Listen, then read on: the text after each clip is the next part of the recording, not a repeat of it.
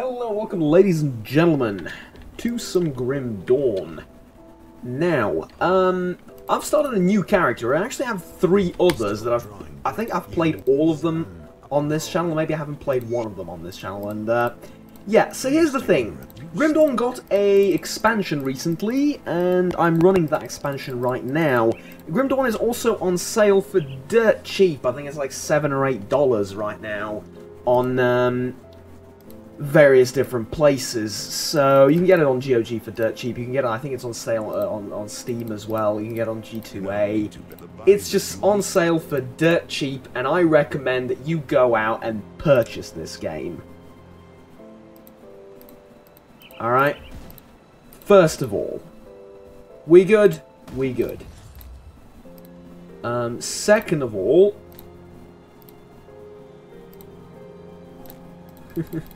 We can get various illusions from this, can't we? Yeah. Right click to apply to different... Ooh.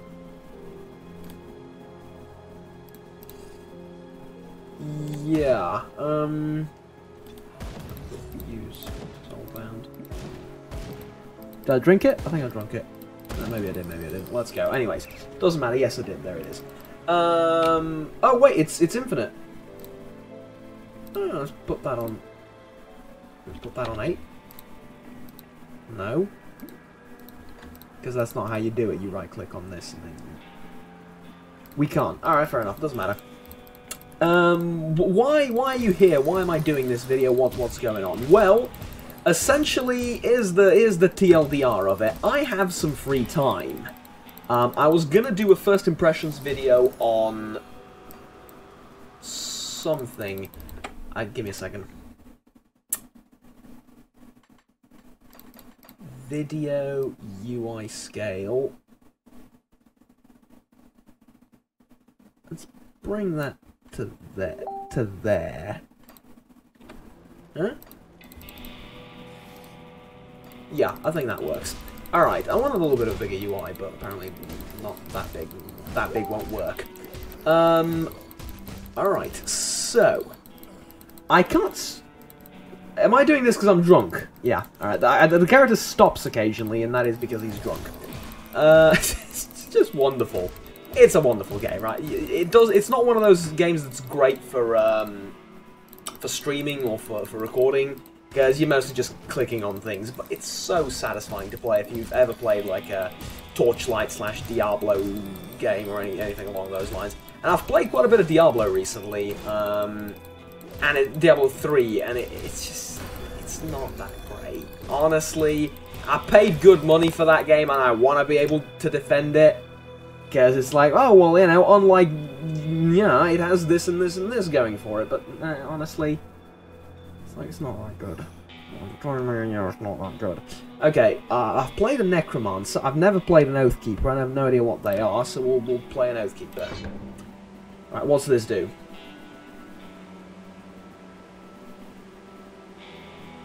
What's this do? Requires a shield. So an Oathkeeper is like a shield and something else kind of class. Alright. Righteous Fervor. I think when I use it, I'm gonna realise what it's about more so than anything else. Wait a minute. Is there any reason for me not to keep attacking with Righteous Fervor? Does this replace my left click? Because it doesn't use any mana. Juggernaut, don't do this when you're trying to make a video about something else. Point taken, self. Here's the thing. I kind of wanted to promote this game as well, but the primary reason is this. I can't stream. Okay, and it's not because I don't want to. I physically cannot stream in this apartment. I could probably manage streaming The Binding of Isaac because, well, it's The Binding of Isaac, right? It's not a particularly tasking or a particularly frame-heavy game. However, I can't stream games like this. I can't stream anything that's remotely, you know, not 32 or 16-bit. So this is the closest I can do to a stream while I'm in this apartment, while I'm in my uni city, and just ramble on about something random. And I know a few of you do actually, for some reason, enjoy it when I get all casual, political, and darn right unprofessional on these long tangents and long rants about various different things. So this is basically that video. It's a long-ass time of me playing a video game that I really, really like, and talking about various things. But those various things are going to be the following. I actually have prepared this somewhat. Vampire the Masquerade and its controversies, namely the possibility that we're going to be heavily disappointed by it.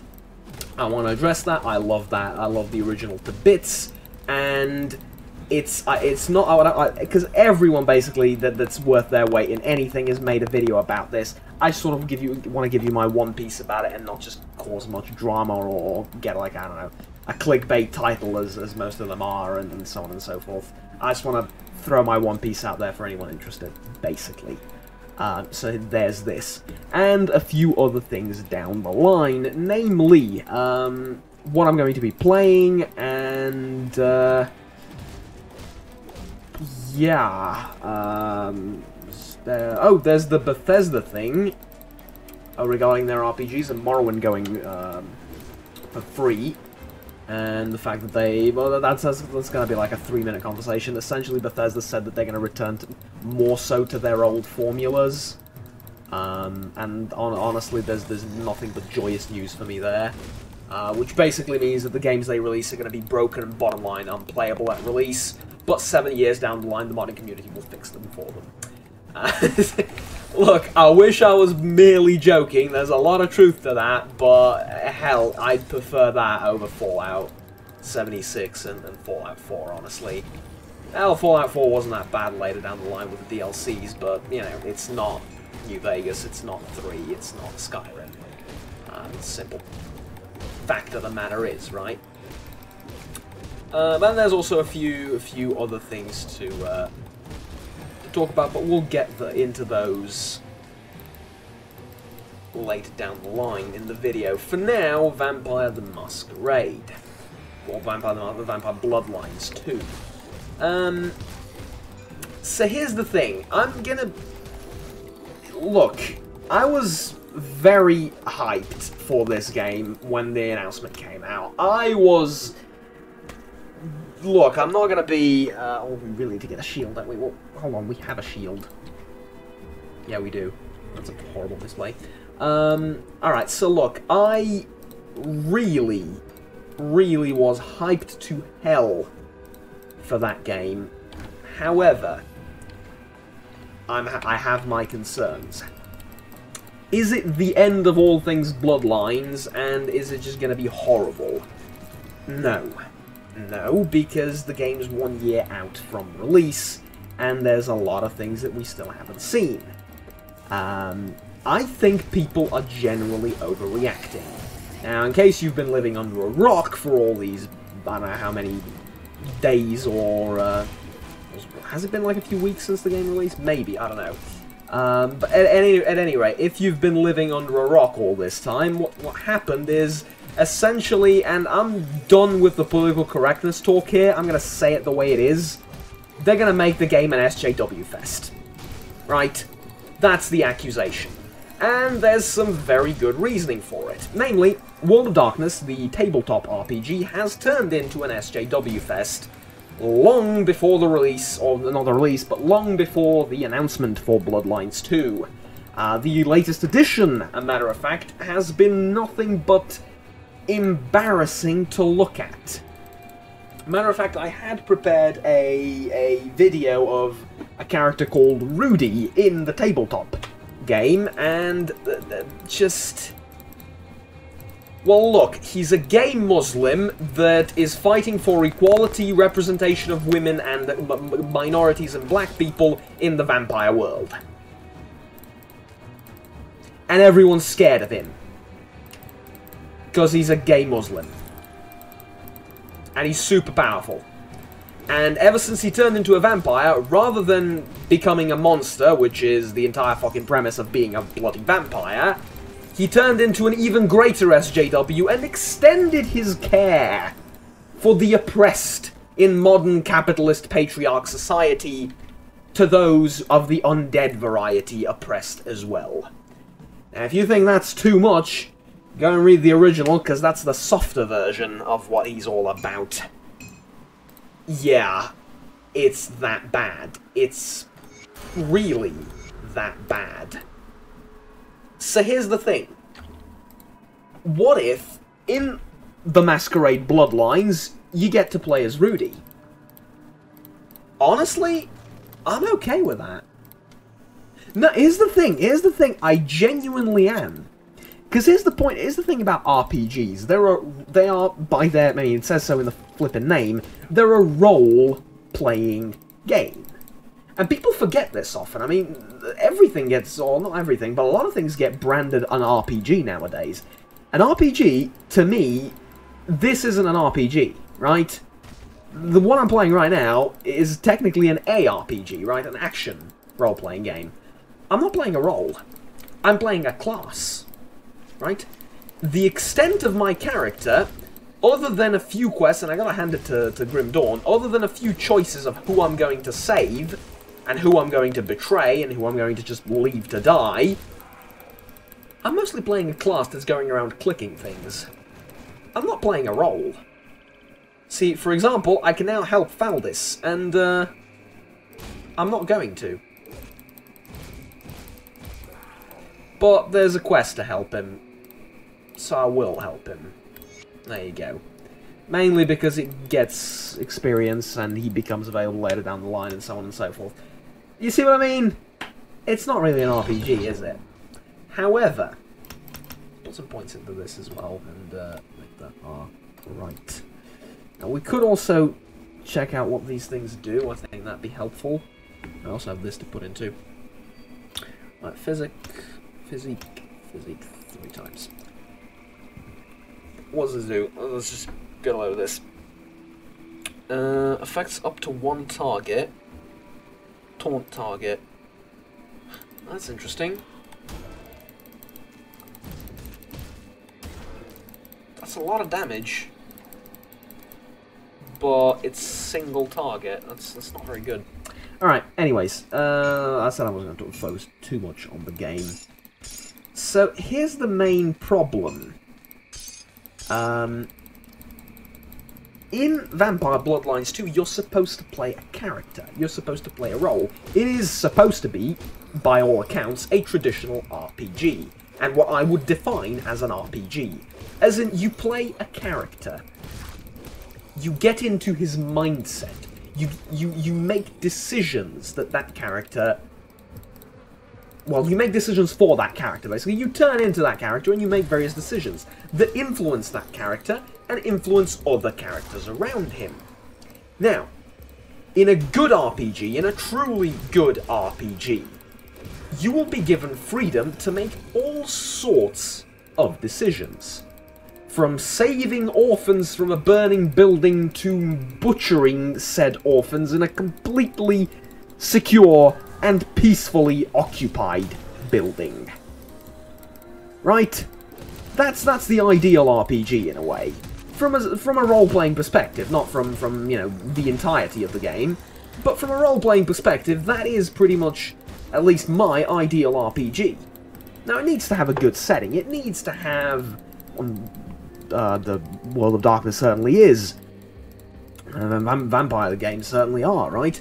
But, you know, there's so much more that game needs to have, but, you know, out of those key components, I'd say this definitely is one. So what's the problem here? Well, there isn't one, in that sense. If we get to play as Rudy, I'll be okay with that. Actually, is he Rudy? I'm pretty sure it's Rudy. I'm pretty sure that I read the name's Rudy. Look, doesn't matter. We can call him Jonathan if we want. It doesn't make any difference. The problem arises when I'm forced to play Rudy.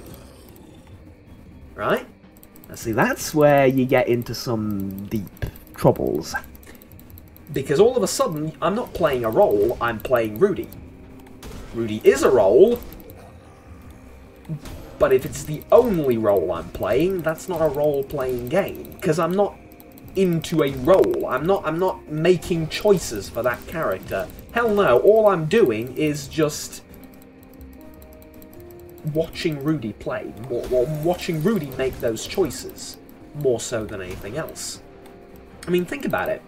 In a role-playing game, you make the choices. That's the ideal scenario, right? Well, honestly, in a role-playing game, that should be the only scenario. You make those choices. If I'm going to be forced to be Rudy, and then to play an SJW type everywhere I go, I'm not playing an RPG. I'm playing an RPG as in I'm playing the Rudy playing simulator, if that makes... look, it sounded better in my head. All I'm saying is, if the developers want to make it more 21st century friendly, quote-unquote, and if times have truly changed so much that we can't have a traditional Bloodlines game anymore, that's not okay. If they want to make it more inclusive in the sense of giving us more options to play, more storylines to go down, I don't see that as being a negative.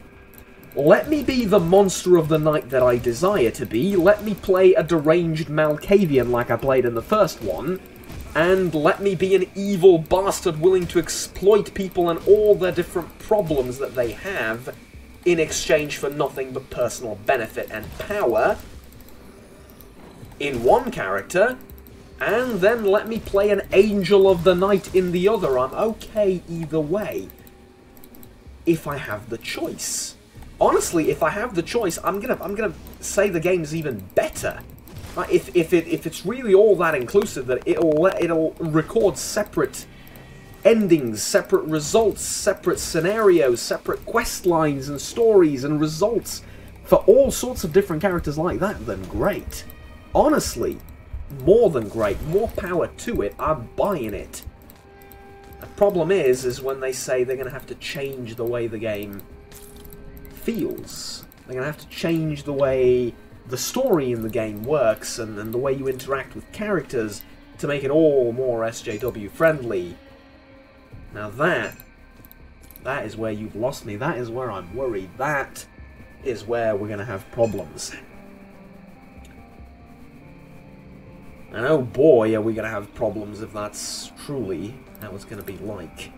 Now, like I said before, there's people already downvoting and not recommending the game on Steam and writing, you can't write reviews for it, but you can write the curator recommendation things. And there's already, like, posts like, never buy this game in any, scenario whatsoever because it's all just full of political crap and yada yada yada. And I look at those curator posts and I'm like, hold on, have you played the game? The game is like a year out from release. If you've played it and you're telling me this, then I'm willing to listen. But you haven't played the game yet. You've taken one or two sentences off an interview, which honestly didn't sound that bad if you watch the entire thing. Like, there's a lot of good in there as well.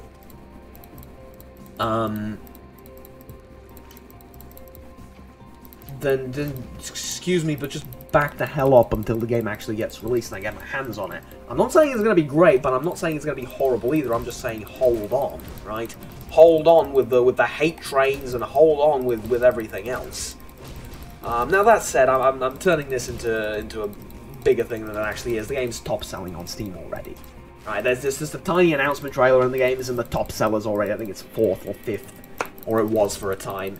It's phenomenal, right? The game's doing phenomenally well, and it's going to sell phenomenally well before it actually gets released. Which is very worrying for the modern economy and the way games work nowadays, and I don't encourage that practice, but that's a story for a different time. Here's the main issue, though. If it sucks, you're not going to get refunds, and, well, they're not exactly going to get the message, are they? So, all I'm saying is, look, in today's world, you vote with your pocket. That's simply the way the world works. That's simply the way the industry works, for better or worse. A lot of the time, it's for the better. It's basically like forced altruism, right? Or no, it's forced meritocracy. If people like your game, it sells. it makes money. If it makes money, you get to make more games like that, and people like them. If you screw up, people don't play your game and don't buy your game. Fallout 76. Thrones of Britannia. Right? You screw up, you get another chance to fix your mistakes, but you pay for it. Quite literally, you pay for it because you lose money. And it's forced meritocracy to an extent. Pre-orders screw with that meritocracy a little bit, but hey. It is what it is, right? Now, here's the thing. I'm okay with a lot of things being different. We're moving the settings. We're going to Seattle. We're not going to play in the previous settings, in the previous city, Santa Monica and LA. We're not playing down there. We're playing in Seattle. We're playing with different characters, though some characters will return. Some of the fan favorites. How you're going to determine which one of those characters is a fan favorite is beyond me, because I don't know a single character that wasn't phenomenal in that game. From the fat security guard that you get to see guarding 7 different institutions because they ran out of voice actors and models. Or at least I like to think so, because it's kind of comical that way. To, I don't know, some completely irrelevant guy on the street that's having an argument with his wife that you get to seduce or scare the living crap out of, depending on what character you're playing and what kind of character you are. All of those are terrific, so, you know, return as many of them as you can. Also, I don't know if... Is the Deb of Night going to be returning? Because that's an ironic character. Ironic? Iconic. Quite the opposite, really. That's an iconic character if there ever was one. I know that the guy that did the television thing, the reporter on the television, he's returning as well. Actually, I believe he's the writer for the game, but he also did the voice acting. I had no idea who that was up until I saw the interview. It's great, it really is. So, you know, more stuff like that. I've seen that the comment section is just littered with people begging them to get the same guy that did the soundtrack, sorry, for the original game to do it here as well. I think that'd be a terrific move. I talked about the soundtrack in the announcement video that I did. The soundtrack was just mwah. Right, the soundtrack was mwah. It was, that's all you need to know. I've said everything there. Yeah, there's a lot of things to be excited about, and yet you get a lot of people that are just going, this is terrible, don't play this game, don't pre-order it, don't buy it. Let me get this straight. Don't pre-order it, I'm saying it as well, because, well, you should never pre-order games, in my humble opinion, and I have many reasons for that, but, you know, let's leave that aside for now. I'm just saying, calm down, we don't know yet, right? What I am worried about are the few things that they said that they're going to change because it's the 21st century and then other, you know, the typical bullshit that you hear about that. Now, I am worried about that. Then again, I'm also looking at Paradox.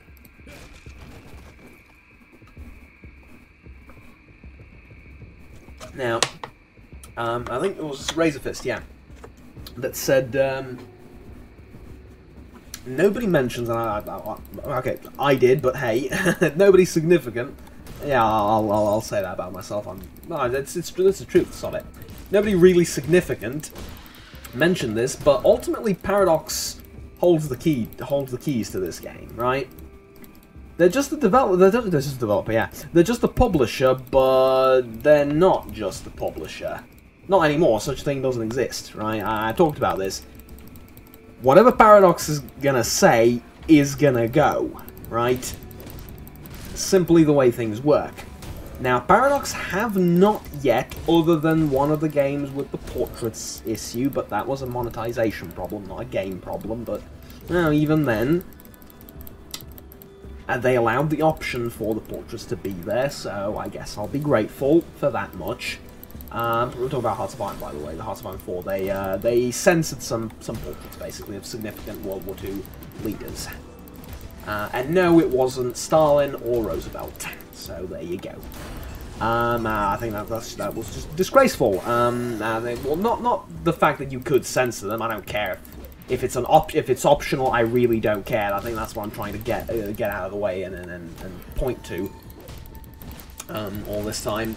But they mandated it through basically not allowing you to monetize YouTube videos, and in some instances, I believe even taking YouTube videos down. Though it hasn't happened to me, so I won't claim otherwise. So I won't claim that. Sorry. Of just taking videos down, demonetizing or taking videos down of those of gameplay that shows those portraits. So that was kind of terrible and a very shitty thing to do. But other than that, I mean, they haven't really done anything wrong. Hell, they made games about genocide. They really... Have you played EU4? It's a genocide simulator. Go to distant lands on your proud European ships and colonize everything. Murder the savages, right? Well, you don't have to murder them. You can... Yeah, you don't have to, but the AI is going to. Right? Again, it's an option. I'm grateful for it, certainly. It's a historically valid option as well. Not everyone just set out with a mission to kill as many Native Americans and I don't know, Siberian Mongols as they could. Just to take, like, 2 different parts of the world. I appreciate the fact that it's an option, but, you know, still, it's a great game. They ruined it a little bit with magical mana points and the fact that a lot of the provinces that you conquer actually end up losing you money or gaining you literally nothing. It's a big bloody map expansion, isn't it? Damn. Well, the map itself is flipping massive, by the way. I mean, just look at this. This is just... Yeah. In all my life, I've only ever gotten to... here somewhere. I've got to here, but this is like the tutorial area, and then to here.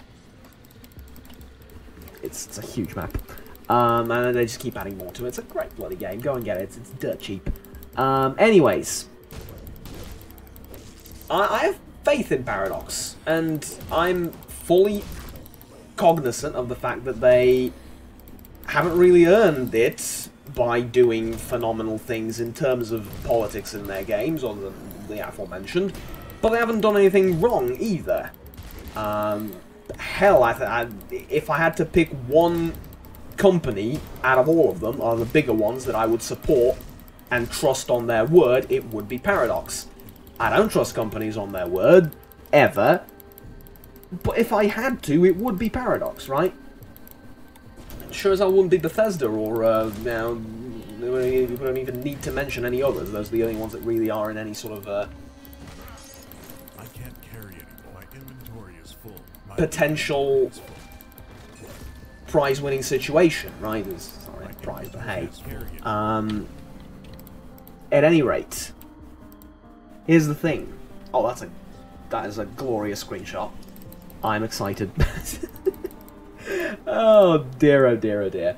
Alright, we need to talk to Valdis inside Devil's Crossing. So, there's something else about this entire problem/situation we find ourselves in. Kind of, but I'll just focus on leveling up for a second because I need to actually think about what I'm doing. Enter the cave under Burial Hill. Where is it?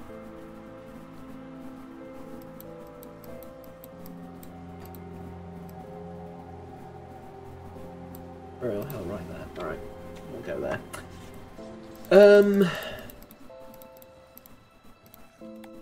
Okay. So... I've lost my train of thought. This is why you prepare scripts for stuff like this. Now, a lot of people have just taken the few words that were said there about changing the game, about changing some of those things, and mind you, they are significant. and just made that the point of the entire video. And I get why, but I also think, I'm not saying that there's anything overly wrong with that. What I'm saying is, there is another story to it, there is another side to it, and that is all the good that they said that they were going to do with the game, and all the sort of positive things, at least in my opinion, that were mentioned there. We were given more details about the storyline. We were given more details about what's going to happen. To my absolute glee and joy, we're not going to return back to Santa Monica and LA and replay the same story. It's not going to be a remake. And it's not going to be anything close to a remake, because we're going to an entirely different city. Mind you, with the characters, I kind of feel like the sort of overarching plotline, I feel is kind of going to be somewhat similar. As in, I've seen hints of them going for like a doomsday scenario, and there's Anarchs and there's the Camarilla, which may not be called the Camarilla, but they're going to be the Camarilla, right? So we'll talk about that when we hear more. But there's also the thing with the fact that they said they're going to do their darndest to keep the atmosphere, to keep the way the game feels. There's also, and I think this is vital, the fact that they made jokes about the original Masquerade. I don't know, why is that important? It shows that the people who are working on this game, and this wasn't PR people, these were actual developers, story writers, and so on and so forth, it shows that they understand to the core what the original game was about. What do I mean by that? I'll give you a bad example, because it's the only one I can think of off the top of my head, but there were a few better ones down the line as well. And that's, they asked them, they asked the woman there, I forget her name, I'm sorry, but they asked her, like, so how are you going to change the environment and the places we go to and so on and so forth, because the original was so bloody iconic, like, anywhere pretty much you went to was really great, apart from the sewers. And to her credit, and it was really, really a good bit, she said, we're just going to make the entire game sewers, sewers, nothing but sewers, from one sewer to the next.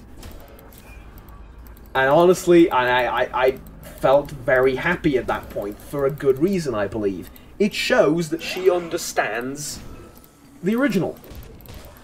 It really does. Alternatively, someone told her to say that. Well, now I'm more skeptical among you, of which, look, I'm not saying you're wrong, I'm saying I'd rather like to live in hope that that wasn't the case, but even if it was, that means that someone in the development team knows what the original was, so I guess the point still sort of stands. It shows that they know the meme culture behind the game 15 years later, and they understand the feel of it. And I think they also understand why we still do, while we hate those sewers, despise those sewers, they're also kind of iconic to the game as well. Now, I'm not saying you have to bring them back, I'm actually saying don't. Give us a different way to stealthily travel across the map, or across the city, but, you know, it's a good thing in my opinion. It shows a few things, and I'm happy that was said, and I'm happy that there is, that joke was made, and I'm optimistic. It gave me some sort of optimism in face of all the worrying claims, right? Now, I'm also a little bit pessimistic, and I'm going to go sort of get the ball on the other side of the court a little bit here. They talked about the Anarchs and oppression and so on and so forth a little bit too much. As in, I'm seeing the game being one giant redemption arc for a character who's going to go and fight for Muslim transvestite vampires. I'm not saying that's going to be the case. All I'm saying is I have my worries, I have my concerns, and I'm hoping I'm wrong. Oh god, I am desperately hoping I'm wrong. We shall see, but I guess that's the key thing, really, is that we shall see, right? I'm still waiting for one. That's what I'm trying to get across. But anyways... Welcome to my rift. I also find it kind of contradictory to itself, and I'm hoping someone realizes this, or I'm hoping someone has realized this already. They're talking about, and this is like genuinely what they said at one point, after saying a lot of great things about, you know, bringing us essentially another Bloodlines game and not butchering it and so on and so forth, you know. After saying all those things that they're going to improve a lot on the combat, and I'm like, yup, we understand the combat needs to be reworked completely. It worked on like a quasi-D&D system. It's horrible, it doesn't work anymore. Just redo the entire thing from scratch. Nobody will be pissed, believe me. You can't make it worse. At least I bloody well hope you can't. At any rate, after all those great things, they then said, well, we have to make the game more PC. We have not literally in these words, but we have to make the game more accessible to those who are sensitive and to those who will get offended by us. I don't know, portraying a mentally ill person or I don't know, mocking someone in the game or whatever. And I'm like, the announcement trailer is a monster. A devilish fiend and creature of the night, ripping open a teenager's throat. And you're gonna make the game less violent. You're gonna make the game not offensive, or whatever the hell you just said. Have you seen your own release trailer? And I know, like, Paradox would not dare make the game not that brutal in combat, right? They just wouldn't allow it. They would be off that bandwagon, they would hire someone else to make the game, they won't not do that because it's career suicide. They will not make like a blood-free vampire game. It doesn't exist, it doesn't work. For a damn good reason. It's just get that thought out of your heads, right? So here's the issue. You're gonna make it, you know, all sensitive and snowflakey, and you're gonna rip teenagers' throats out in the trailer. And there's gonna be a literal storm of blood and a flood of blood down the bloody, I believe was like, what, like sewer? No, it wasn't sewer, it was like a locker room, something like that, some sort of building. Yeah, I don't see that being a thing. I really don't. And also, here's the thing. What made Vampire quintessentially Vampire was the fact that you were a vampire. You can write that down, you can quote me on that, I will explain, I just wanted it to sound a little bit stupid, so yeah, for comedic effect. What made the game quintessentially what it was the fact that you were a monster, right? It was the fact that no matter how great a character you wanted to be, no matter how glorious your redemption arc was to be, you still had to feast on blood. You still had to do horrible things. You still had to murder people. You still had to investigate some fucked up shit. You still had to be thrown into the darkness, no matter how pure you tried to stay. You still had to delve into that, you still had to see that, and you had to witness it, and you had to be terrified by it. And it was awesome. It was sodding awesome. Right? It was just unbelievably mwah. Everything about the story, the characters, the quests, the everything but some of the gameplay execution was just phenomenal for a vampire game. Nothing felt out of place, practically. Very few things. There's I can't think of many off the top of my head, probably none, where you would go there and feel like, well, like, this doesn't belong in the game, right? You know what doesn't belong in a dark universe like that? Rudy. Rudy doesn't belong in a dark universe like that. Not really. At the very least, not to that extent and not to that way.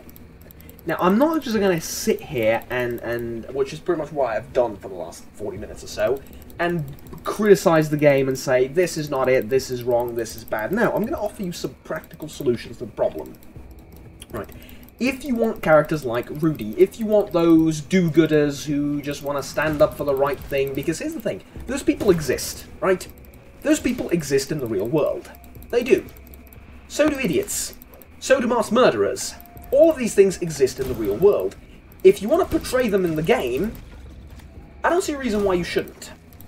Now, I think this is where I sort of diverge with a small percentage of people. I'm okay with having a colourful cast of characters. And not just colourful in the sense of their colour, colourful in the sense of one's a mass murderer, the other one's an angel, but also a vampire, right? I'm okay with that, because people like that exist. And I think it's good to portray that in video games. I really do. However, there's a problem when you start shoving the ideology of one down the throat of your player. That's rather obvious, I'm not going to mention that. Here's how you can do it, though. Rudy can be a recently turned vampire, right? Rudy can be an idiot. Eh? Now hear me out, not an idiot for his political views, though I do think them idiotic and unfounded, but an idiot in the sense of the idiots from the Santa Monica Beach. Because they were idiots. But they were lovable idiots. Right? They wanted to... They were... what was the term is... try again. Don't record also at 1 AM in the morning when you have class at 8 tomorrow. The term was thin bloods. Right? They were thin bloods. They were converted vampires without a master to sire them. They were just converted and dumped, basically. And here's the thing. They were very lovable. It depends, it's kind of subjective, but overall, they weren't that annoying. Actually, one of them gave you hints towards the end of the game. One of them told you don't open the box.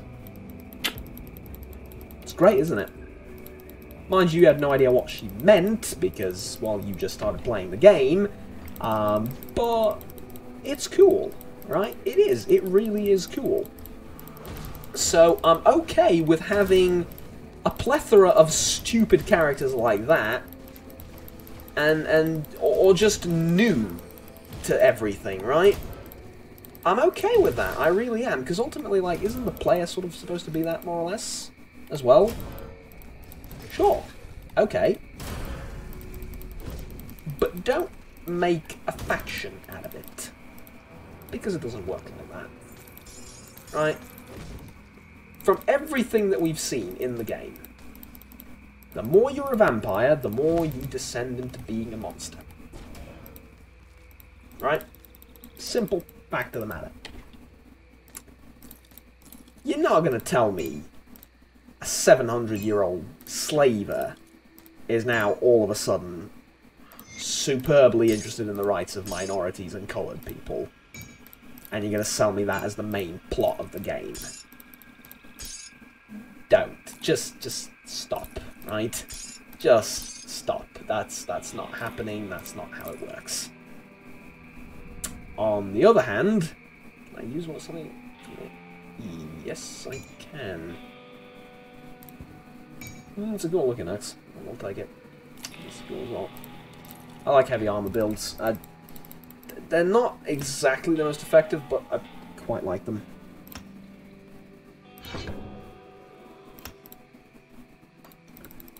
Alright.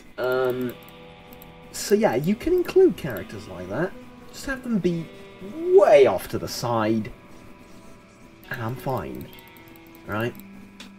When it's the main character and when the entire main quest is focused around him, there you've lost me, right? Okay. Enough about Rudy, though. He's taken up way too much of this stream. Let's start naming my characters Rudy after this. In RPGs and stuff like that. Anyways. Ooh, hello. Hello, Mr. Bossman. Yeah, you're not that tough. I'm having trouble hitting you, though. Okay, was there anything else regarding that entire bit? I guess not really though. Yeah, I think that'll be all as far as Vampire is concerned. Give it time, we shall see, and yeah, hope for the best, prepare for the worst. It's a motto to live by, and honestly, I hope I'm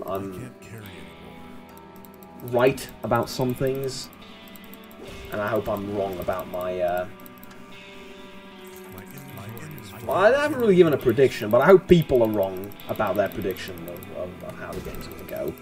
So calm down, wait. I know everyone's excited, so am I, and I think I've shown that quite a lot. But just calm, you know, just take it back, save your nerves. It's just a video game. If it ends up sucking, we'll get mad together, and yeah, we'll just get very, very mad together. But until that happens, try and enjoy yourselves, eh?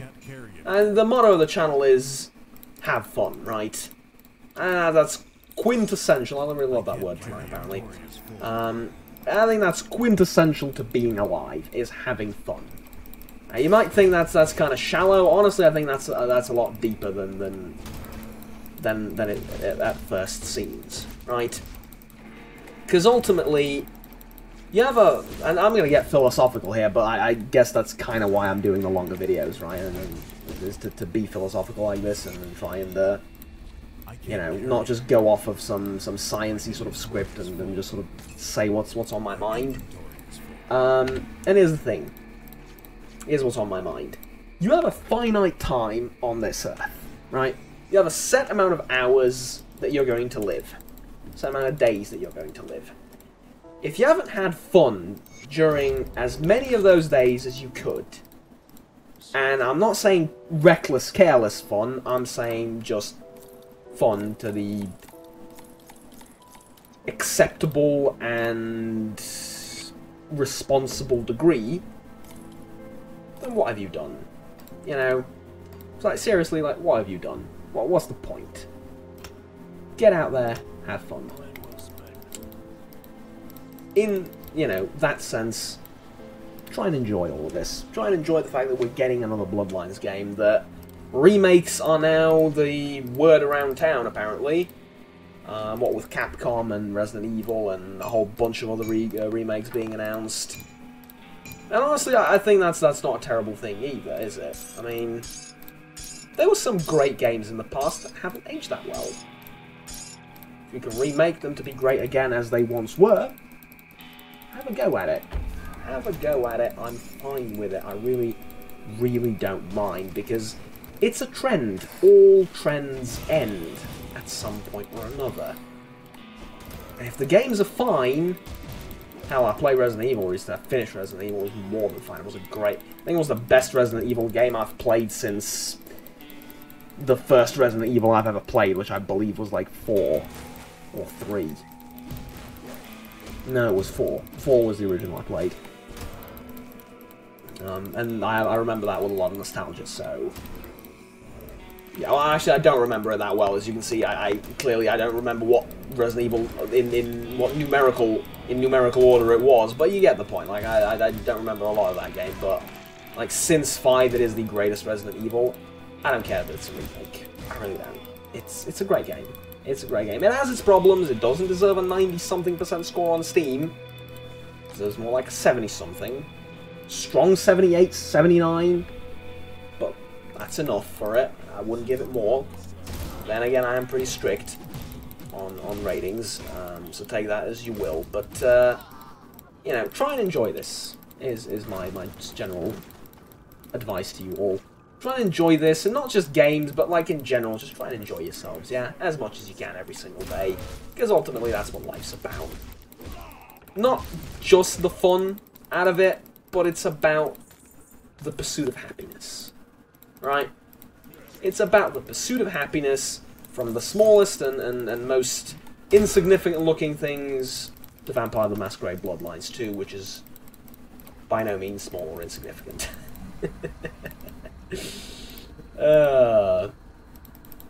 Glorious.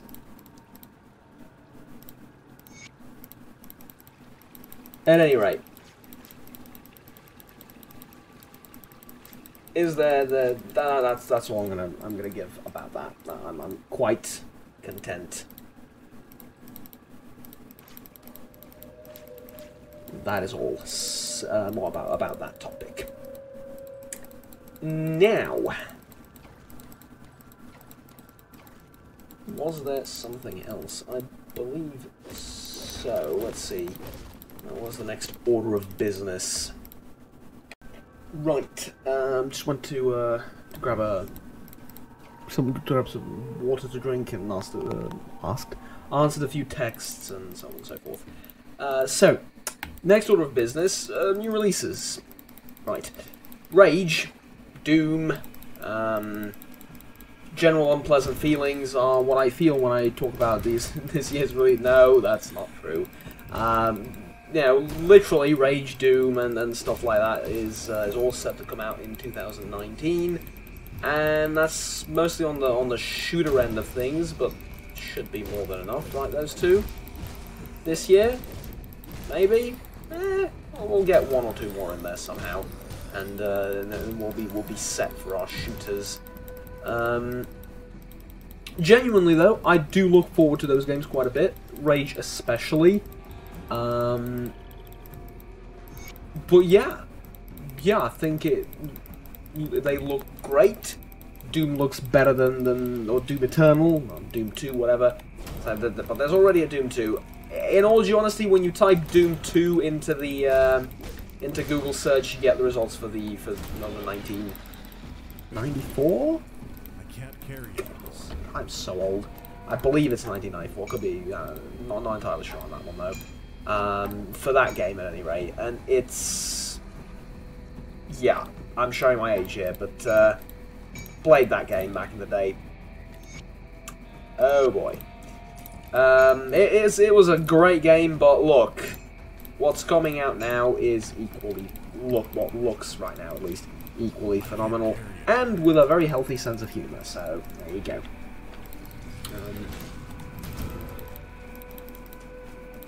Just do shield. Ooh, that's a nice hit. Alright, well then.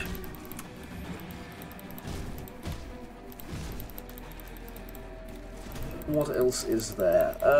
Sekiro came out, which is the next Souls game, and luckily this one's on PC. I forgot to mention in my video, I did a first impressions on it, which if you're watching this you probably saw it. I forgot to mention, Bloodborne never came out on PC.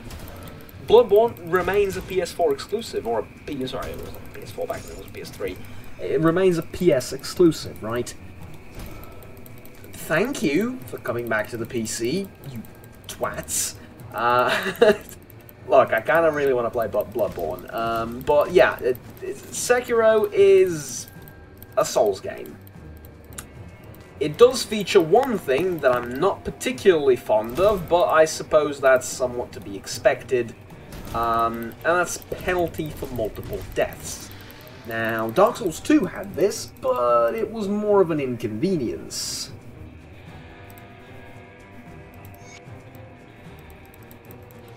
And Sekiro, it's a little bit different for this game. Because apparently it stops certain quests. If you die over and over again, then NPCs contract stuff, you get sick, and it affects the ending as well, I think, and it's scary. It's scary. Though, in fairness, the game does let you die twice, as in the title, but, yeah. It's, I don't like that, and why? Because I suck at Souls games, right? I think everyone sucks at Souls games except for the streamers that play them and people that are like really into Souls games and play them over and over again, all of them, right? But I think most people, the average ones, like myself, suck at Souls games, and that's why we love them. Honestly, I think this has come with age somewhat, because I've played the original Dark Souls when it first came out, and I found it too difficult. Oh, no shit, right? Well, yes, but here's the thing. I found it uncomfortably difficult, and I never finished it. So most people that buy it, they bought it, yeah, but here's the thing. Not really. nowadays, most people that have played Dark Souls have finished it. I think. I'm not basing this off of any scientific data, I'm just basing it off the fact that the game came out years ago. So there's the thing, right? People love it because it's hard. If it weren't that hard, people wouldn't love it. And the same is true for not only for Intercourse, but for Dark Souls as well. I couldn't resist making that joke, sorry. It's true though, the Dark Souls bit. About the other things you'll have to find out for yourselves, I suppose. Here's the thing. I love it. Sekiro falls into that category of, well, being kind of stupidly difficult. But I think Dark Souls is better. Maybe a controversial opinion. Maybe not, I don't know. Don't get me wrong, I think Sekiro is a fantastic game. The combat is brilliant. It's more engaging than Dark Souls. The same sort of style of combat you can apply not to a Souls game alone, but you can apply to, like, more generally RPGs, and it would work phenomenally. I read a comment the other day. Someone said, if The Witcher had this combat system, I would never stop playing it. And I'm like, the guy's onto something, you know? I think the guy's onto something, but yeah, it truly is, like, it's pretty damn awesome, right? So, can we pick some of these? I think we can. No, we pick one, we'll do it later.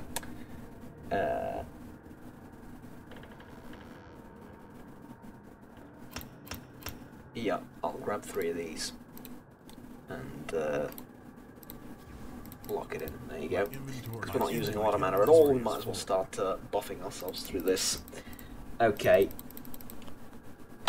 Now, on the topic of, I've finished Dark Souls Remastered semi-recently, a couple of months ago, and I sort of it got me hooked, man. It really did. Like, it got me hooked, and I've become a sucker for hard things in video games. That's the day that joke stops being funny is the day I'm going to grow up, but it's not around the corner yet. Anyways, I developed a knack for it. I developed a sort of honestly, I think it's kind of healthy. I think it's kind of healthy to get your butt absolutely kicked by the game over and over again, and to eventually somehow win, and then to feel that satisfaction of winning, and to feel the satisfaction of progress. Honestly, I think that's great. No game does it better. The sense of progress, no game does it better, for me at least, than Dark Souls. Sekiro does too. I haven't played a lot of it. I decided to leave it until I've finished the Dark Souls trilogy, because I've never played Dark Souls 3. I have it, I've installed it, it's on the hard drive, it's there, it's waiting for me to finish Dark Souls 2. And I want to go through the entire series, and I want to go through the lore of it all, and then, and only then will I continue onto Sekiro or something. Or, yeah, it will be Sekiro probably. But yeah, at any rate, no game has done the sense of progression and achievement better than that. Because, like, Grim Dawn, I've been yapping on and on about it, how great it is. It's not that kind of game, though. I kill a boss in Grim Dawn, I'm like, ooh, cool, loot. I kill a boss in Dark Souls, I stand up, I do a celebratory dance, I just goof around for a minute in celebration, and I don't care about the loot that he gave me. I've defeated him. That's more important, right? After 7 million tries, right? It's good. It's a different kind of feeling, and I enjoy it very, very much. I have so far and will continue to do so. You sort of get that out of Sekiro as well, don't get me wrong. I quite like that game too, but just saying. Yeah. It's different. I think what I'm lacking the most are the sort of ridiculous enemies, and you do get those. And I realise I haven't played a lot of the game. Maybe it gets way more magical and mystical later down the line, but the way the combat works, most of the stuff is going to be hitting you with swords, isn't it? And that's sort of, you know. Because here's the thing. I loved Dark Souls for its non-human enemies most of the time. I also hated it for the same reason, and I despised it for the fight in Anor Londo with the two knights that attack you at the same time, and I've spent a literal 2 weeks trying to defeat that boss. But when I did, oh, when I did, I will take that feeling with me to the grave. Yeah, like I said, I'm bad at Dark Souls. I watch people that are a lot better than me at it, and I enjoy watching them, but I also enjoy the fact that I'm not very good at it, and that I have so much difficulty. Well, it's not even so much difficulty. I mean, I did beat the game, and I'm doing somewhat reasonably well in terms of time on Dark Souls 2.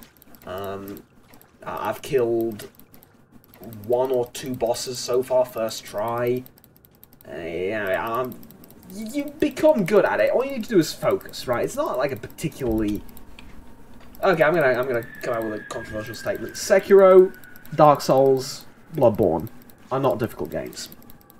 Jeremy, you just said it took you 2 weeks to beat. Are you mental?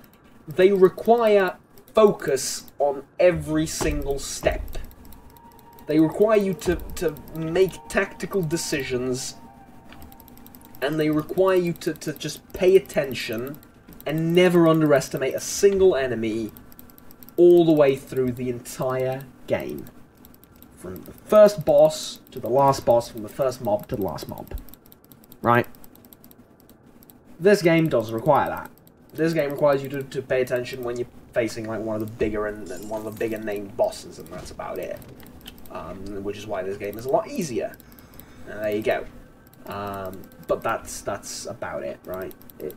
It's just that. There's not much more to it than that. It's I guess it's difficult from that sense, but it's not like mechanically it's not difficult. It's a fairly simple game. Dodge, attack, right? There you go. Leveling is it's not even that important, honestly. It's much more about your skill than your equipment and stuff. Though you do have to obviously upgrade it and stuff like that if you want to stand a reasonable chance at beating the game. Though, that said, there are people that have done Souls runs, that have done never hit runs. There's a guy that beat the entire trilogy without ever getting hit. And he had to restart, I think, in Dark Souls 3 at one point. Which was just... How humans can bring themselves to do something like that is beyond me, but...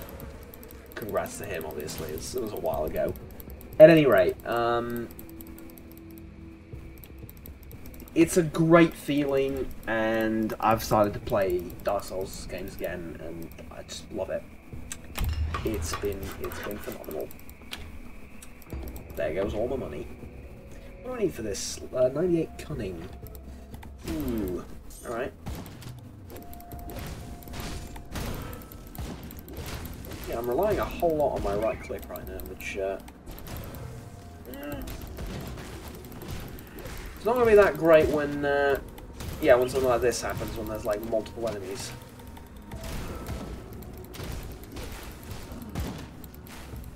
Though my left clipping, well, my left clipping? Yes, my left clipping prowess isn't, particularly terrible either. Alright. Now, I managed, and I think this will interest the strategy game fanatics among us.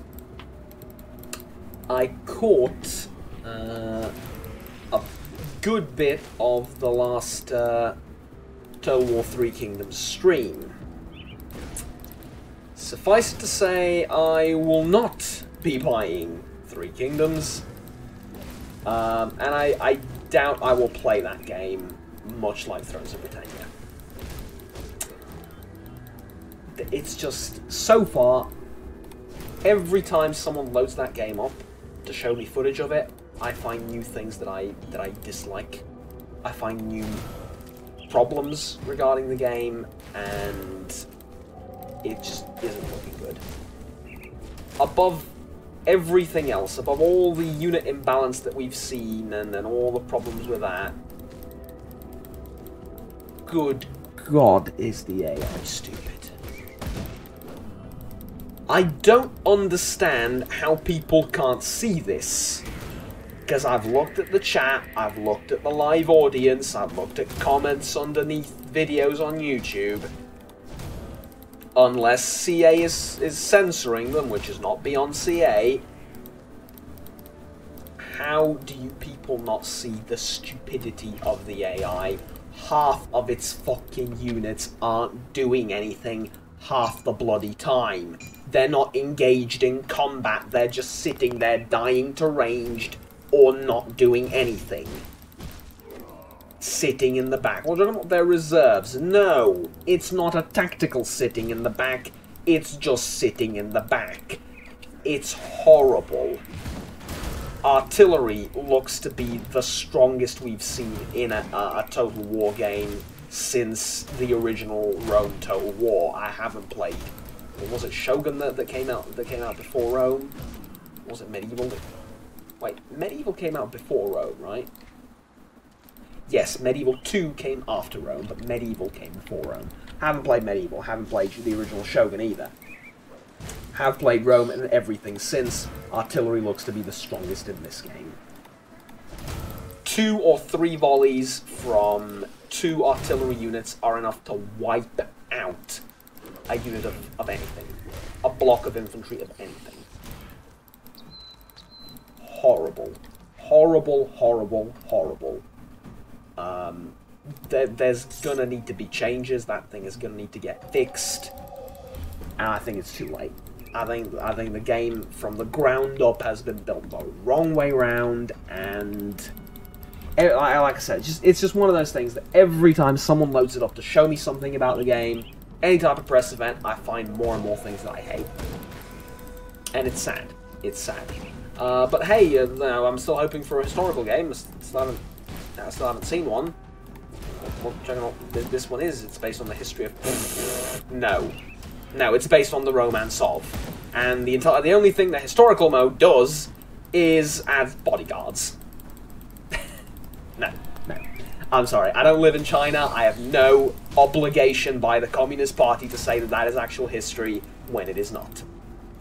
It would be spitting in the face of all I stand for and all I hold dear to say that that's actual history. It is not a historical game. It is not a historical game mode. It is a romance of. It is a fantasy game. Historical fantasy, but fantasy. Right? Got that out of the way. Good. Now. I think I'm going to go with Necromancer. No, I probably shouldn't.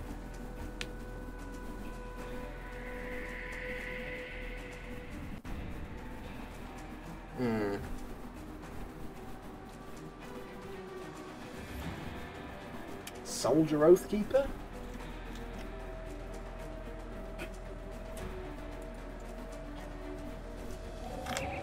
I'm not going to have a lot of AoE.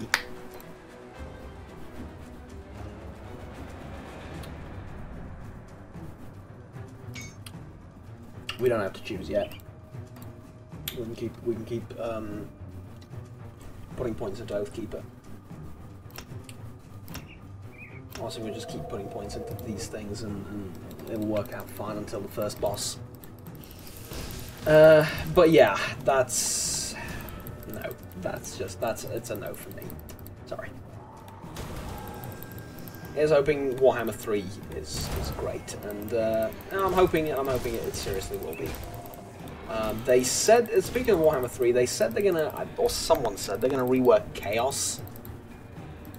Please do. I tried playing Chaos with like overhaul mods for Chaos, you can't fix Chaos by modding it. It doesn't work. It doesn't work. Chaos is just poorly done, I'm afraid. If you can fix that, and it's a DLC faction as well, which is what hurts the most. But yeah, I'm looking forward to that in terms of Total War games. Everything else is unfortunate at this point, an unfortunate development at this point. I could be wrong. I don't know. Maybe it will be the greatest Total War game ever, but I can't go off of maybe. I can only go based off what I've seen so far, and I've seen quite a lot, and I don't like quite a lot of what I've seen. So there you go. Alrighty, let's fight them one at a time. So this is why I would love to have some range capabilities, but I do not. Well, I do. I have this. I have my right click. And it's not the worst range weapon.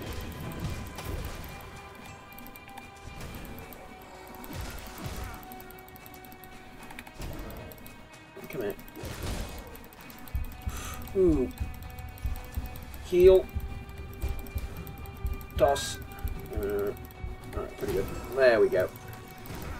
Veterans is not a walk in the park. It's not exactly difficult either, but yeah, requires some silence every now and again.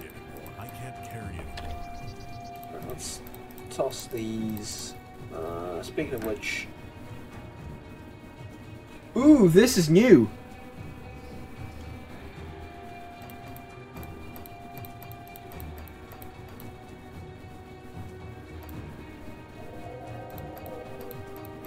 This is new. I like it.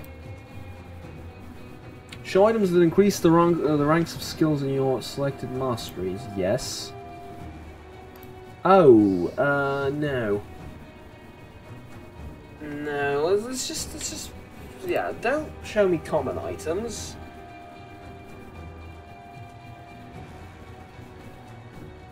Show me everything else. There you go. Common items I'm no longer interested in.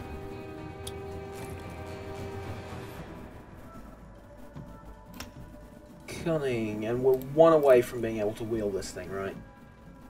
No, actually we're a few levels away too, so it's not a problem, I suppose.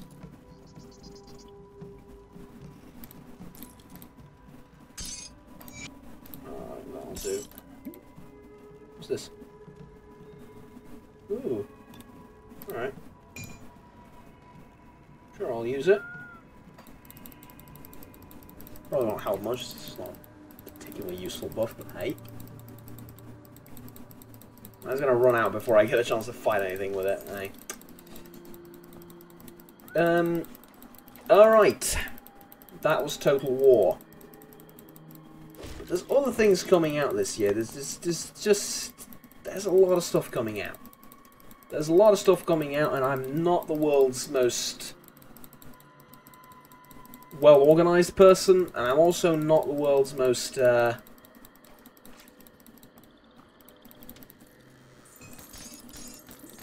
was I gonna say? I can't feel it. Look, it takes a certain amount of focus to speak. Pro tip of the day, don't begin a sentence you're not sure how you're gonna end. So, I'm not exactly the most carefree, I suppose, person. We can end the sentence that way.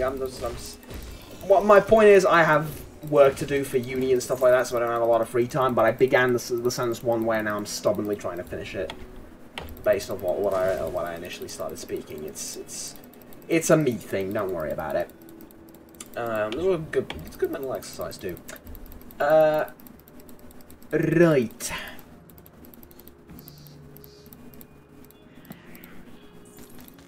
So that's mostly health.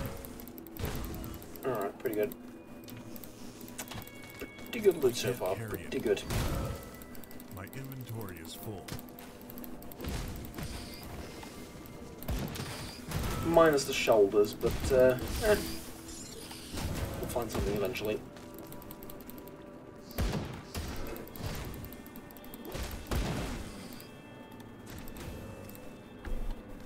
Alright, that will be pretty much everything about the gaming news sort of segment of the show. It's not a show, it's just a rant.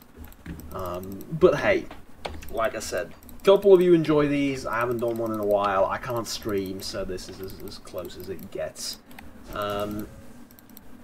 Anyways, I do have a couple of personal stories for you for the towards the latter end of this, I suppose.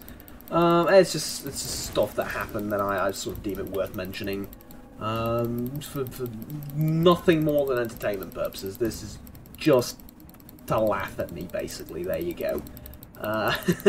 Well, not me specifically, but yeah, well, we shall see. So, on a personal level, I've been doing great. That's hilarious. Very funny, arsehole, alright? Seriously though, it's been great. I haven't been too busy with uni. I had work to do, but it wasn't like super stressful or anything. It's just, you know, just gotta do what you gotta do. Been doing fine, and yeah, like life in general has been going pretty well. I've nothing to complain about. I'm kidding, of course I have a lot to complain about, but it's the good kind of complaining, right? So yeah, honestly, no problems here whatsoever, health-wise or anything, and I wish I wish this sort of state of being to all of you, because yeah, it's pretty damn awesome. So, a couple of things did happen though recently that I don't know, I guess I could turn into a bit now towards the closing minutes of video.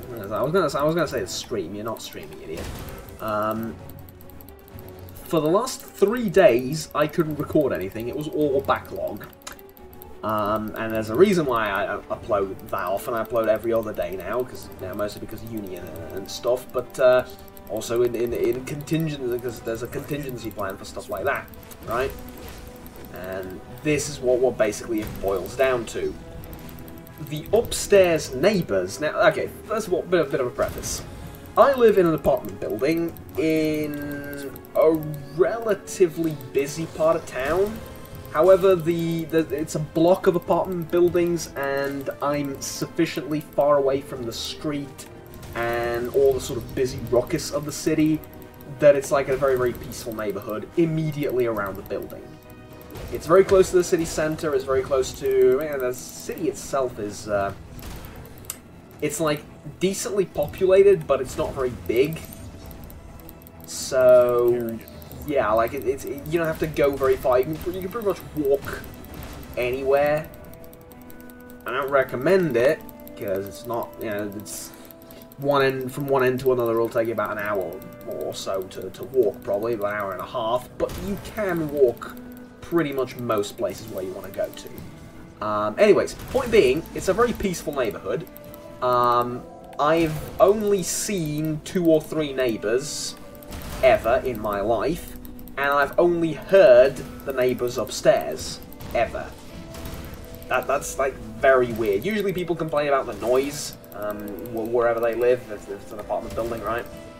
They complain about, I don't know, they were yelling, they were screaming, they were fighting, they were having intercourse or whatever. It's you know, it's standard affair, if you will. I haven't had any of that. Any sort of noise complaints filed by me or against me. It's as if it's a ghost building, right? Until 3 days ago. The upstairs neighbours decided to renovate their bathroom. From the ground up.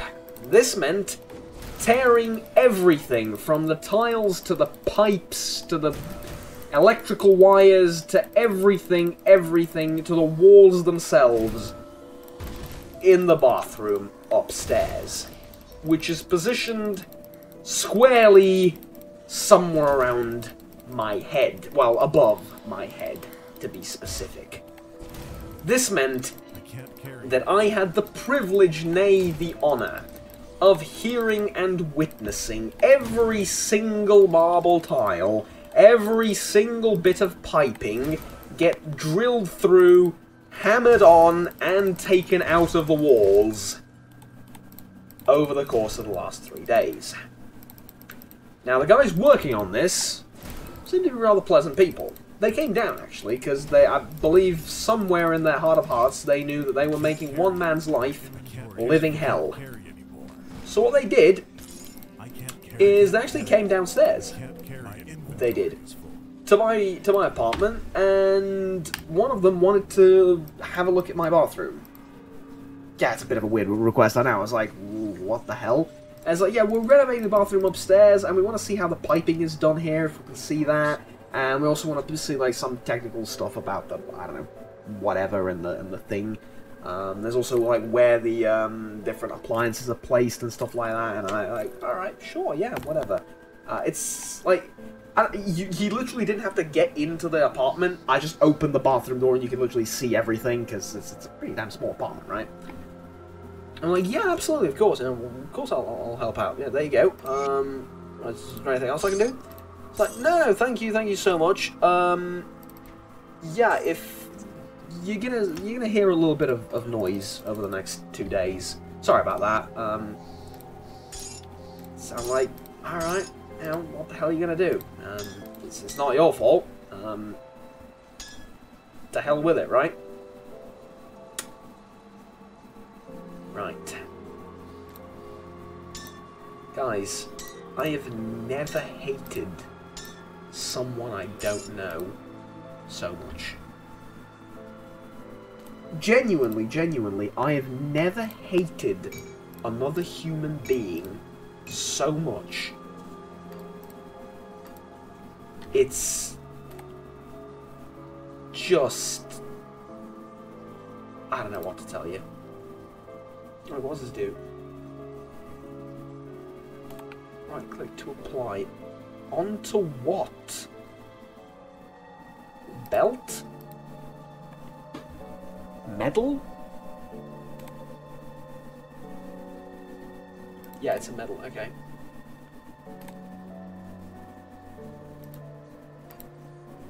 Huh. Alright, I suppose. Honestly, I did it just to clean out the inventory space. You can get as many of those as you want, by the way. They're just cosmetics. No! No, give me that one back. I want that one. You can have the rest. I think. I'll keep this one too. No, I won't. You can have that one too. Okay. So over the last 3 days, Juggernaut, you said 2 and now you're saying 3. Yeah, that's the bit. They said 2 days. Today is day 4. They are still drilling. They are still drilling, ladies and gentlemen. I cannot sleep. Now, they're not drilling at night. Like, they have that much mercy. But I can still hear the drills in my head. It's just, look, I have never... Yesterday was the worst day, I believe. No, well, the day before, Monday, yeah. The day before that, Monday, was the worst day. I have never gone to uni with such zeal and just happiness. Why? Because I was going to be out of the house. Or the apartment. Because I couldn't take it anymore. I could not take it anymore. To the full extent, mercy, or no, not mercy, to the full credit and appreciation of my colleagues and the people around me whom I adore and love more than myself most of the time. A lot of people have offered me, like, yo, if you want a place to crash for the next few days, you know, come over, it's fine. I can't do that. I can't do that. I have stuff here. I have, like, everything. Work is here. Stuff for YouTube is here. Stuff for uni is here. Everything. Food is here. Food that I make, that I prepare for myself to eat.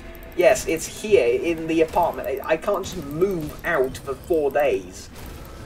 And like I said, they don't drill at night, so sleeping is going to be an issue either way. It's just for like the hours that I'm here when I'm not in uni or somewhere outside that were just living hell, and they were still drilling this morning. In fact, I woke up to the sound of drills, and it was horrible. It was horrible. I never would wish it upon my worst enemies. I'm hoping it's going to stop tomorrow, but here's the thing. I can hear everything so perfectly, crystally clearly, that I know it's not going to stop tomorrow. I know exactly how far they are in their progress with the construction and everything, and I know exactly what's going to happen. They have yet to start rebuilding the entire thing. They're still tearing it down, bit by bit, so it's gonna be like that for the next few days. So actually the reason why I'm recording now at like 2 AM in the morning when I have classes tomorrow morning. Actually, in a few hours, not tomorrow morning, it's now. But yeah, I have there is no other time at which I can do this. It's so obnoxiously loud. At any rate, though, it was, what can you do? It's the first time I've ever experienced something like this, though, in this apartment or otherwise. So yeah, it's thou art only human, so you know, get used to it, I suppose, hon. Right? Which ironically is, I think, exactly what someone told me word for word. So yeah, and that wasn't meant as like a quote. That was legitimately like, I suppose that's how it is. And yeah, all right, whatever. Also, there's another thing. What does this do?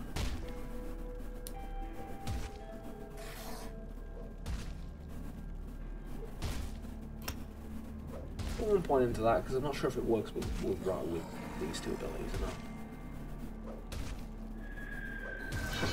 So I'll put a point into here, and I'll put a point into here. Still not selecting the second class, but no rush yet. No rush yet. Now we're on veteran. We can just play as one class for a very, very long time. It won't be a problem. Ooh, that's one big ether shard.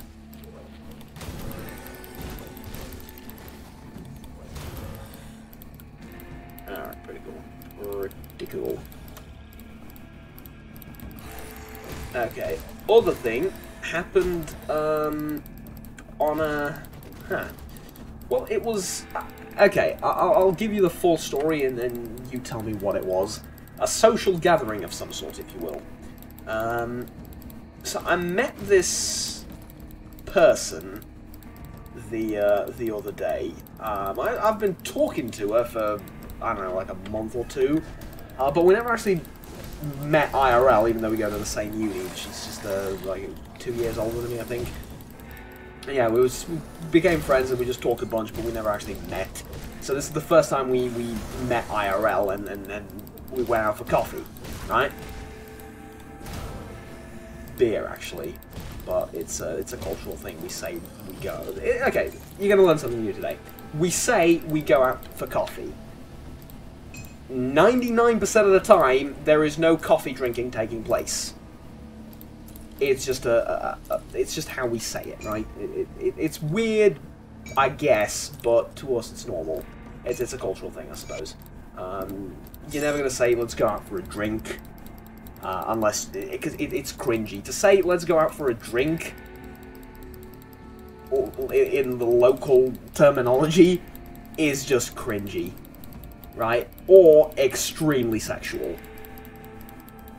As in, that's how you invite someone to a date. To a very formal date, as in we're dating now.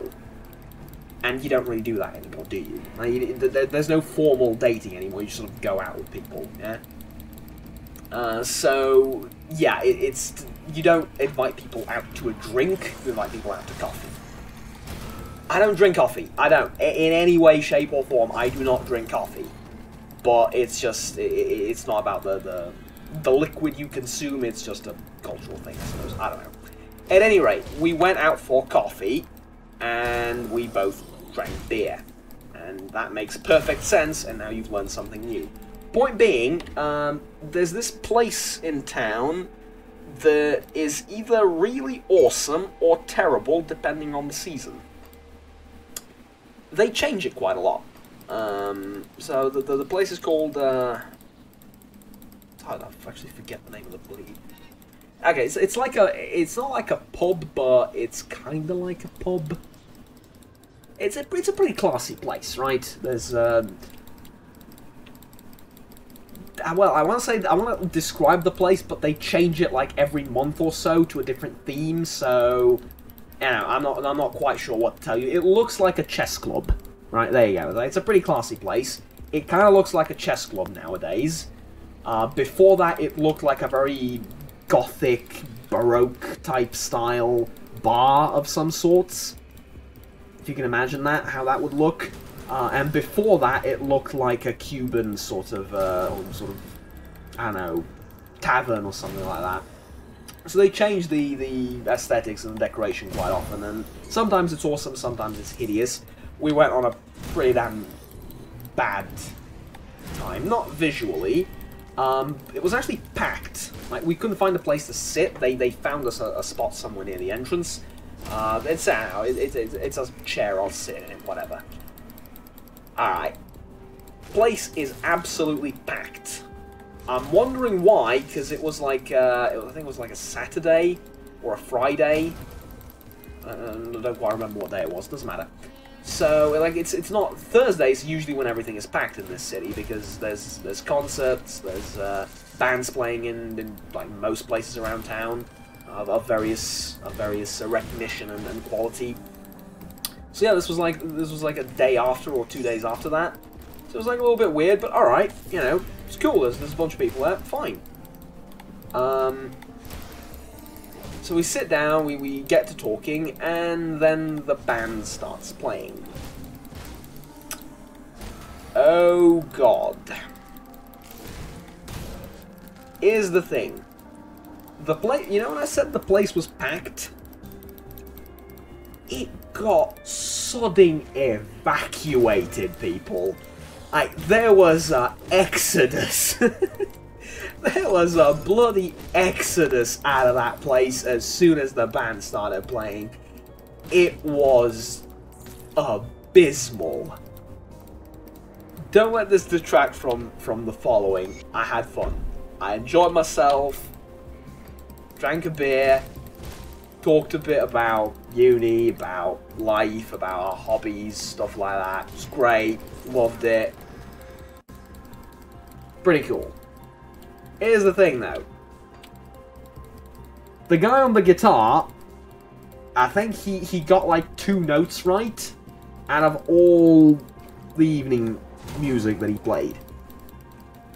The guy singing, quote-unquote, was some sort of mongrel screeching into a microphone. I could not understand the word. And it's not just the style of music, they played a few relatively popular songs that just didn't sound anything like they're supposed to. Abysmal. Abysmal. All the tables were reserved, like pretty much like 90% of the tables we were sitting down at were reserved. They were empty. You could flip and sit anywhere. They still had to... Because I think the way they work is you buy the table out for the night, or for a certain amount of hours, so even though you leave, people can't sit at your table, because you can come back if you want, or something along those lines. I don't know. It's a bit of a weird system. Thing is, they don't really have a lot of guests that often, so it doesn't really present much of a problem. Of course they don't. When there's a mass exodus every time they invite a band. No, it's not every time. There's like, I think this is the only terrible performance I've ever been to that I just had to leave from because it was just horrible. Now, I think half the band members were sodding drunk as well. Like, I didn't talk to them. I cannot confirm at this point, but I'm pretty sure, right? gut feeling or mad experience. Anyways, point being, the music's also, well, the quote-unquote music, is also so stupidly loud, you can no longer hold a conversation with anyone, even if they're right next to you. Now here's the thing, in a heavy metal concert, that's okay, because I didn't come there to talk, right? I came there to yell at you if I need something, in very brief, precise commands or sentences, and I came to enjoy the fun band playing. In a place like this, where we sit down to drink, I'm looking for the music to be the background to everything, and maybe if there's a really good song that we both like, we can sort of half sing along to it, right? Depending on who we're with, and depending on you know, what we're drinking, and so on and so forth. I'm not there to lose my hearing to some mongrel screeching into the microphone. I really am. That's not why I came there. Know your audience, know why they, or not, well, audience I suppose, yeah, but know your customers as well and realise why they came there. You could not hold a conversation. 15, 20 minutes-ish, we gave them a shot, then we left. Continued down, you know, continued going on the street pretty much, and then went our separate ways, went home. Figured out, also, by the way, that we live, like, next to each other, more or less. Like, she's down the street from me, which was kind of awesome and yet kind of stupid as well, because I thought it was, like, on the other side of town. I was like, no way. So, I'm going home. Where are you going? I'm going home. Why, shouldn't you be turning now? No. It's like, oh, we're in the same street. Lovely. Yeah, there you go. But yeah, if you take anything out of this story, that's go out and meet new people, because it was fun. It's fun to meet new people, and I wish I did this, like hang out with people and meet new people and then be sociable. I wish I were this sociable years ago in primary school and like beginning of high school and stuff like that. 6 years ago, yeah, 6 years ago, 5 years ago. I wish, but hey, at any rate, where are we going with this? Yes. Have I mentioned how horrible it was? I'm pretty sure I have. Onset of dementia is it? Anyways, apparently my new favorite saying. My inventory Can we grab? No. All right, let's go back into the thingamajig.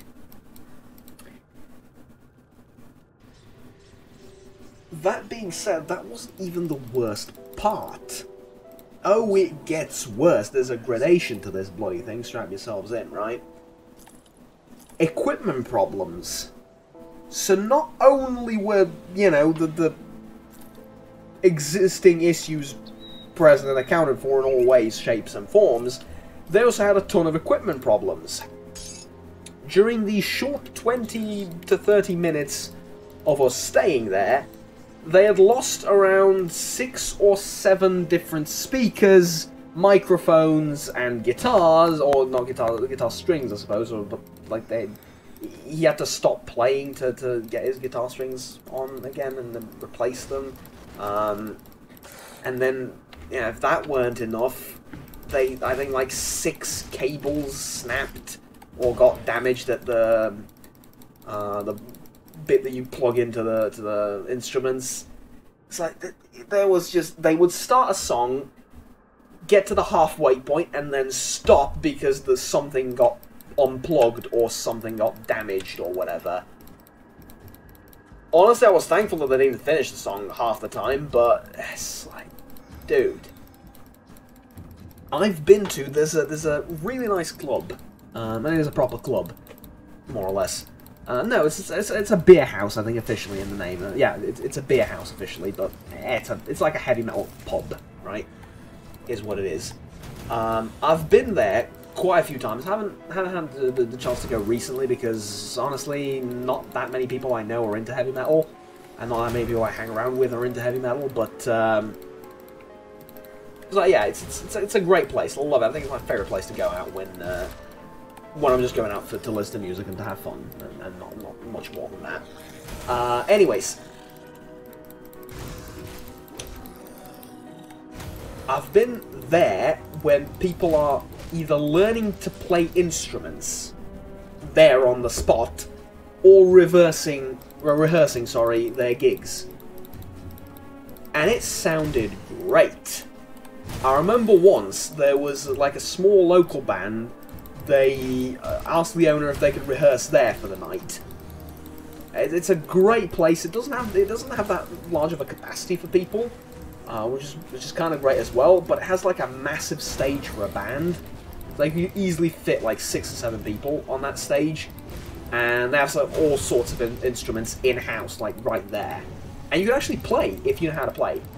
You do obviously talk to the owner first, but they'll let you. Yeah, you can actually play right there if you know how. Even if you don't, if you want to, try and learn or rehearse or whatever, easy, right?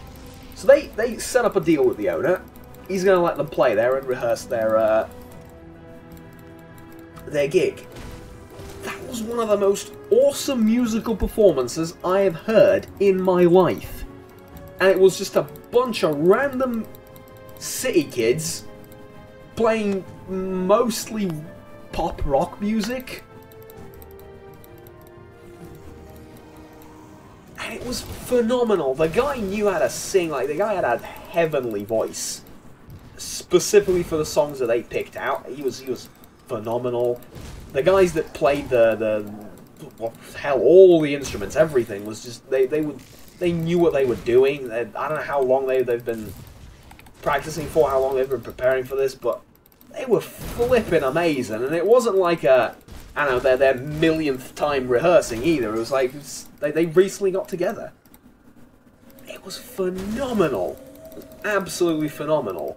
One of the first times I ever been to that place, there was a bunch of these old-timers playing Metallica and Iron Maiden and Pantera and, I don't know, Black Sabbath and stuff like that. And some local bands as well of the same genre. Amazing. Furthermore, the guys themselves were great. They came around to our table, talked to us. Again, it's a pretty small spot. You'll find it difficult not to talk to people around you, even if you don't know them. It's not cramped, but it's pretty small. If that makes sense. Like, you have personal space, but there isn't a lot of people that can be there at any given time, right? It's awesome. It was terrific, and it was just a bunch of amateurs rehearsing. These guys are an official band, apparently. Good God, that was abysmal. Absolutely abysmal. But there you go. Point being, if you get into a situation like that, it doesn't matter. Take it in stride. Leave. Try and have fun. Focus on the good stuff, right? Focus on something else. There you go. Life advice with Juggernaut. Anyways, it is around 1 AM. I'm going to go take a shower and prepare for tomorrow's lessons, which are going to happen in a couple of hours. So yeah, there's that.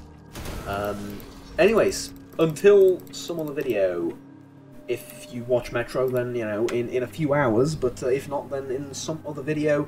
Thank you very much for watching, ladies and gentlemen. Like, subscribe down below if you enjoyed this, and check out the rest of the content that I produce on the channel, because it's nothing like this. It's far more professional, and it's far more orderly. But at any rate, if you did enjoy content like this, then let me know down in the comments below, and yeah, I'll see you all next time. As always, and as is the motto of the channel, do remember to have fun and take care. Until next time, bye-bye.